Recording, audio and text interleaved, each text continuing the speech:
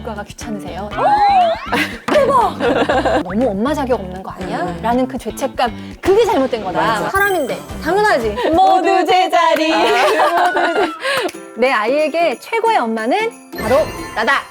유쾌한 밤.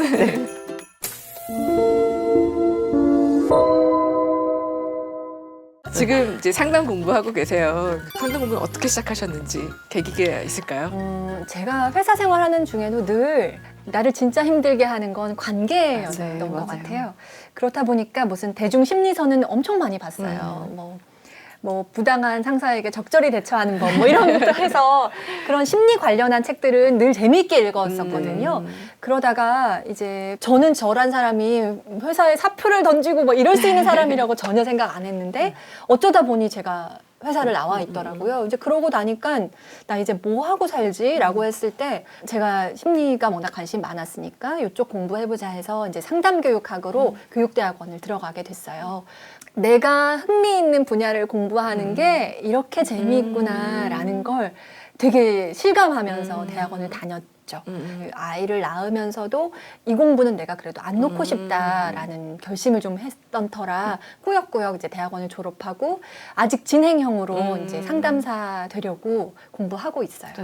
우리 지금 육대한밤 보시는 분들에게 여러분들이 마음을 다스릴 때 이런 마음을 좀 가지셨으면 좋겠다라는 것들 혹시 해주시고 싶은 얘기가 있으면 제가 추가로 한번 질문을 드려봐요. 그러니까 결국에는 상담을 찾는 많은 내담자들이 여러 가지 현실의 문제들이 물론 있는데 사실은 다 관계 문제로 귀결이 되더라고요.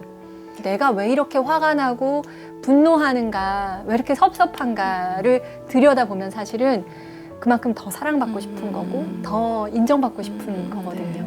그래서 그 핵심 감정을 내가 알고 거기에 더 충실하고자 한다면 갈등으로 가서는 해결이 안 된다는 걸 깨닫게 되잖아요. 그래서 내가 진짜 바라는 거 뭐지? 지금 당장 바라는 뭐 아이를 픽업해 오라고 이렇게 지금 당장 바라는 그 모든 것들을 한 겹 벗겨서 내려가서 진짜 현재 내가 바라는 진짜는 사실은 좋은 관계, 예, 서로 사랑하는 걸 확인하고 인정하는 거더라고요. 그래서 막 저도 잘 안 되지만 막 극심하게 분노하고 갈등하고 그럴 때 자꾸 생각해 보려고 해요. 여기 안에서 내가 진짜 바라는 거는 뭐였지?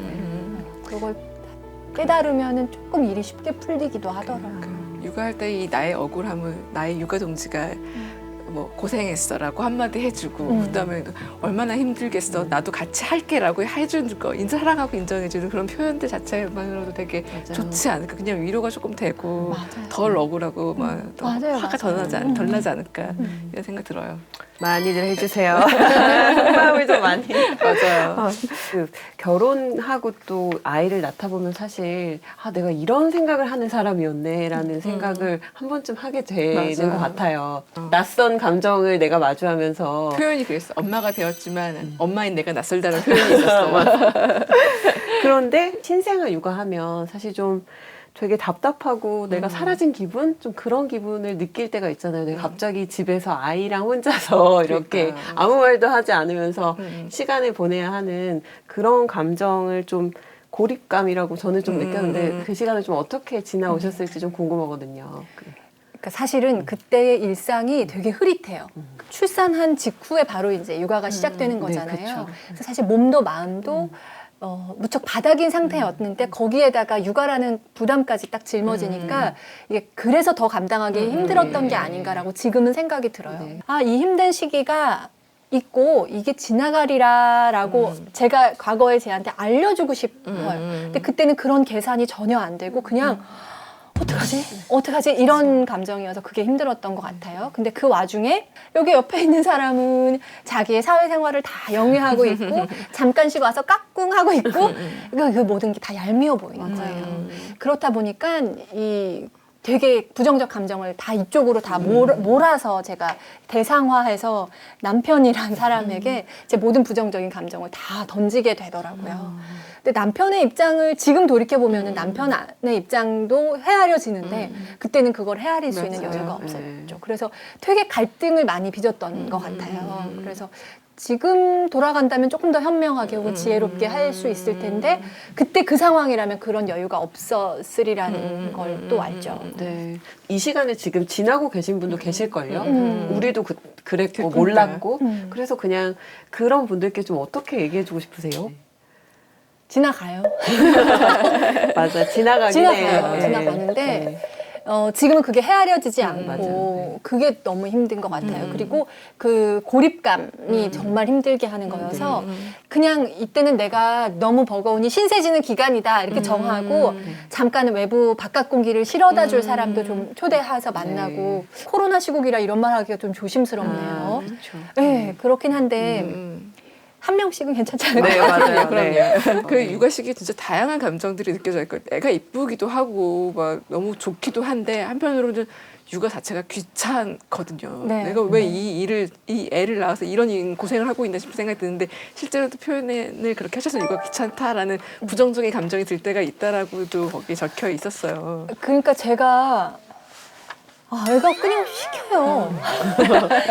예전에는 얘가 뭐 용변을 봐도 자기가 할 수 있는 게 아무것도 맞아요. 없어서 제가 다 시켜줘야 되고 이 모든 것들이 사실은 둘이고 또 동시에 하다 보면은 정말 씻기고 옷 입히는 것도 되게 힘들잖아요. 옷 입는 거 협조 안 해주잖아요. 네. 팔 좀 쑥 해봐 해도 그렇지. 이거 한 번 안 해주는데 맞아.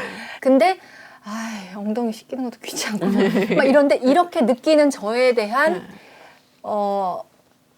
이 뭔가 이 부적절감. 그치. 엄마라면 이러면 안 네. 되는 건데 그게 저를 더 괴롭혔던 것 맞아요. 같아요. 그래가지고 그 맘맘TV 컨텐츠로 육아가 귀찮으세요?라고 제가 했는데 그 말하기도 저는 사실 되게 조심스러웠어요. 그렇지만 해보자.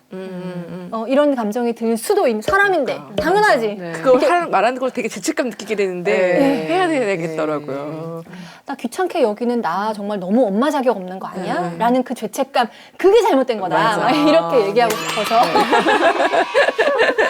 귀찮다라는 어떤 그 감정의 이름을 붙여주신 게 맞아, 우리 한 번 좀 생각해 봤는데 그런데 이게 또 나쁜 건 아니다. 그냥 그런 생각 한번 해볼 수 있는 거죠. 감정을 부정하는 건 진짜 어리석은 일인 것 같아요. 네, 감정은 옳고 그름이 없이 그냥 정말 오롯이 느끼는 거거든요. 근데 이 감정을 느끼는 것 자체는 정말 아무 잘못이 없는데 이 느끼는 이 감정을 내가 어떻게 해결할 것인가. 그러니까 이 감정을 그냥 확 드러내면서 누군가에게 던져서 네. 꽂을 것인가.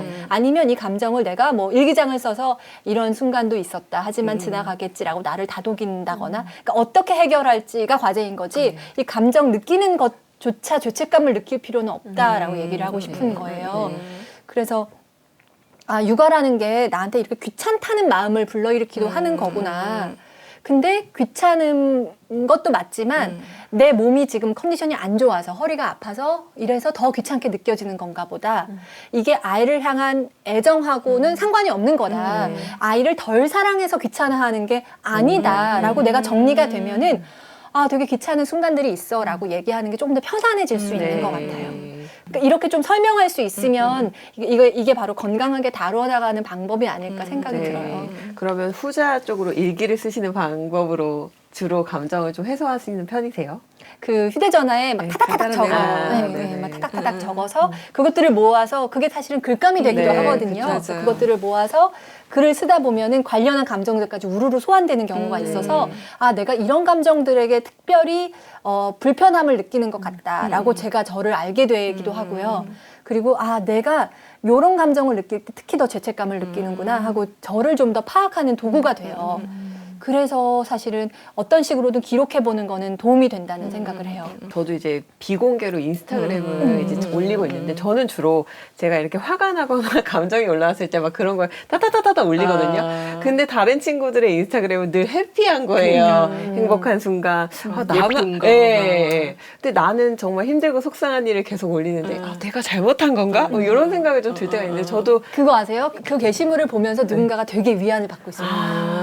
멈추지 않아야겠구나. 그러니까. 네, 저는 그렇다고 믿거든요. 네. 저도 그런 경험이 있고 제가 되게 부정적인 감정을 이걸 어떻게 소화할지 모르겠던 때에 되게 솔직하게 자신의 부정적인 감정을 적은 글을 보면서 그래 이 사람 내가 볼 때 되게 네. 인내심 있고 정말 높은 인격체로 내가 봤던 작가인데 이렇게 이분도 이렇게 느끼는데 네. 나 같은 범인이 당연히 나 괜찮아 뭐 이렇게 위안 받기도 하고 네. 그러더라고요. 그러니까 저도 그 잠시나마 그 글로, 그러니까 그 짧게 쏟아내는 그때 좀 감정이 약간 이렇게 좀 가라앉는 것 같아요. 그래서 이제 그렇게 그냥 풀고 있는 것 같다는 생각이 드는데 멈추지 않아야겠네요. 네. 자신의 감정을 솔직하게 드러내고 네.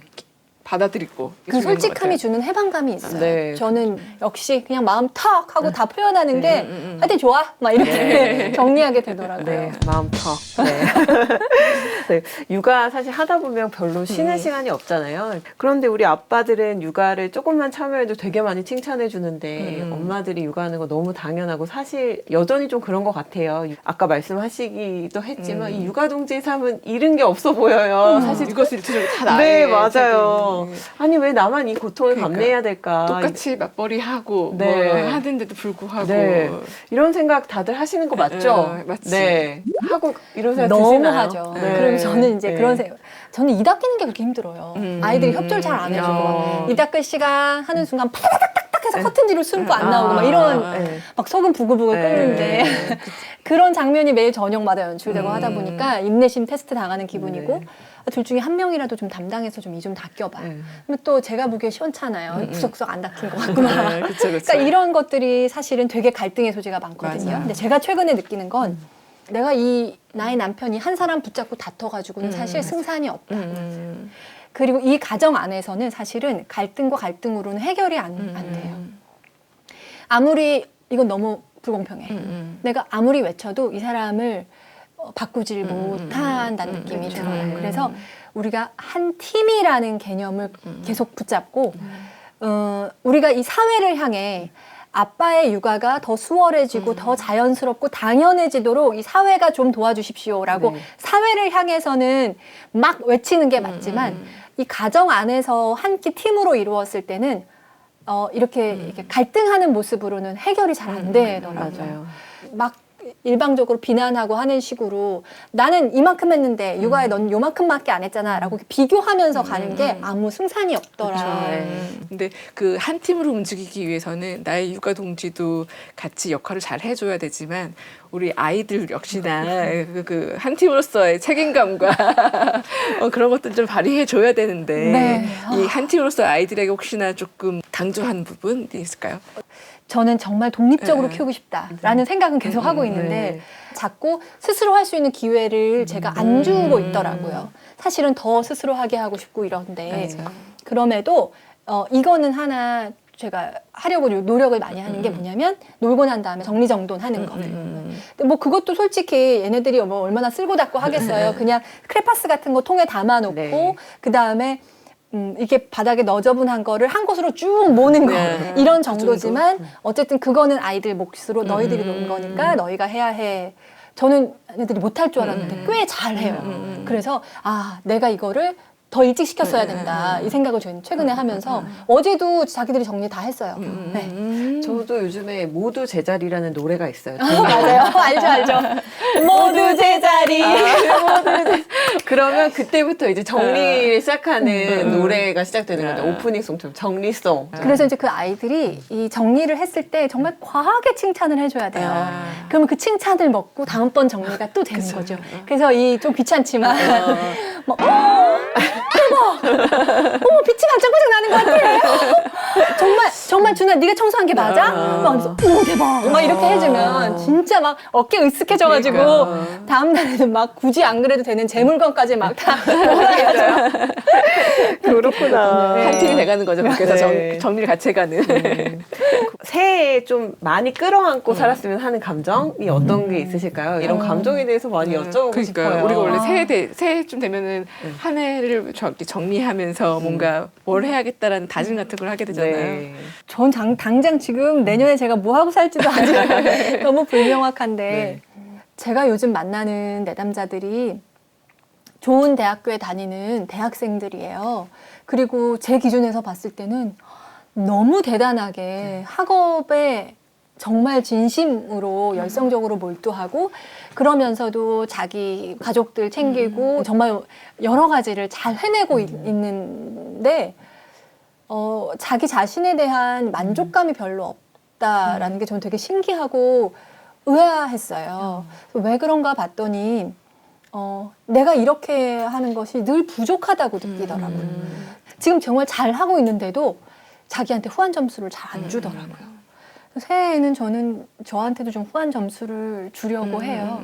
근데 내가 나에 대해 만족감을 느껴야 다른 어떤 것들을 성취해내고 타인을 향해서도 박수를 잘 쳐줄 수 있고 이게 응어리짐 없이 더 행복할 수 있다고 저는 느끼게 되더라고요. 그래서 일단 내가 나에게 후한 점수를 주면 남들의 성취에도 내가 정말 그 시샘하는 마음이 별로 없이 박수를 쳐줄 수 있는 여유를 갖게 되는 것 같아서 새해에는 내가 나를 좀 더 칭찬하고 나를 만족했으면 좋겠다.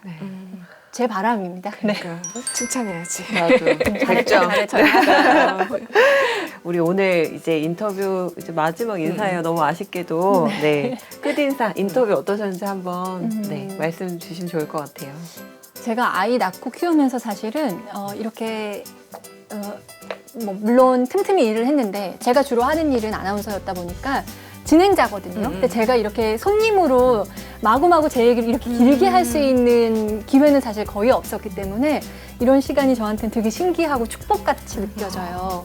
그래서 저도 제가 저를 칭찬할 거리가 이렇게 하나 더 생긴 거라고 생각하고 다 저한테 하는 이야기이기도 한데 불필요하게 나 엄마로서 뭐 잘못하는 거 아닌가 하고 죄책감 갖지 말아야지 하는 거 하고 내가 나를 좀 더 편안하게 인정해주고 칭찬해줘야지 하는 것들이거든요. 그러니까 그런 마음으로 편하게 책을 읽으시면 좋겠고 공감해 주시면 정말 정말 행복할 것 같습니다.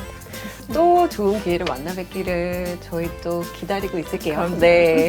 고맙습니다. 감사합니다. 감사합니다. 우와.